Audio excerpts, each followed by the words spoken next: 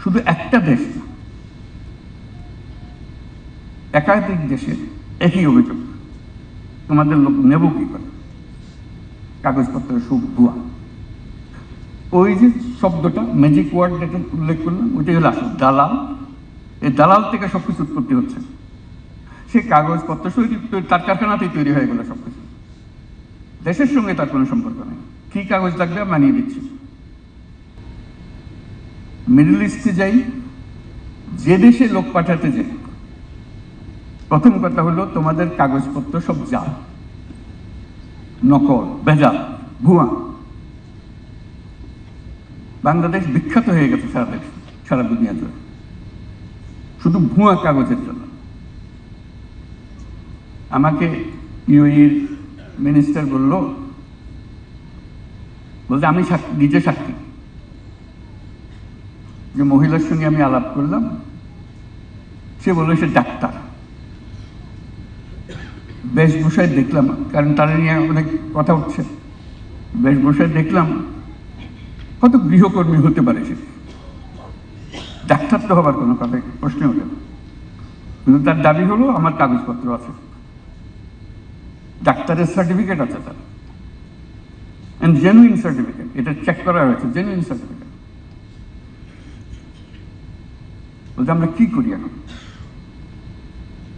অবশেষে তারা বাংলাদেশ থেকে লোক নেওয়া বন্ধ করল। আপনাদের হয়তো মনে আছে, একেবারে টোটালি সিল, বাংলাদেশে কোনো লেখে না, সব কাগজ ভুয়া।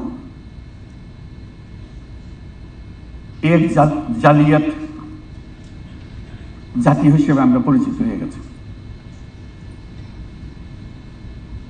লুৎফে বহুবার গেছে মাপ চাইবার জন্য, এদেরকে মাফ করে দাও, সামনের থেকে এটা ঠিক হয়ে যাবে। তাকে বারবার পাঠাচ্ছি, বারবার গিয়ে সে অনুরোধ করছে, আমরা এরপর থেকে নিজেরা চেক করে দেব।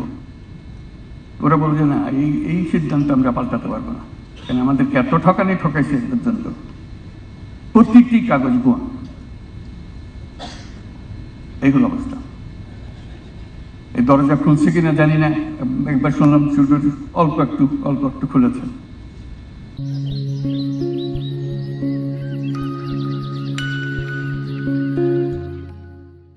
শুধু একটা দেশ না,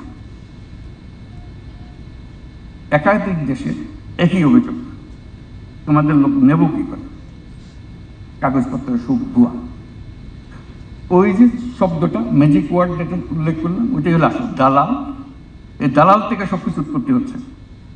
সে কাগজপত্র তার কারখানাতেই তৈরি হয়ে গেল সবকিছু। দেশের সঙ্গে তার কোনো সম্পর্ক নেই। কি কাগজ লাগবে মানিয়ে দিচ্ছি। যাকে যে কথা বলে তার থেকে টাকা আদায় করে একবার তার প্লেট পৌঁছে দিলে সে টাকা সব পেয়ে যাচ্ছে। আমাদের কপালে কেই থাকবে? আমরা একটা জালিয়াত দেশ হিসেবে, জালিয়াত জাতি হিসেবে বেঁচে থাকবো? সবার দরজা একের পর এক বন্ধ করে দেবে? কয়টা দেশের এখন বন্ধ আছে আমাদের বলতে পারবে নাকি? কয়েকটা দরজা বন্ধ। অভিযোগ একটাই,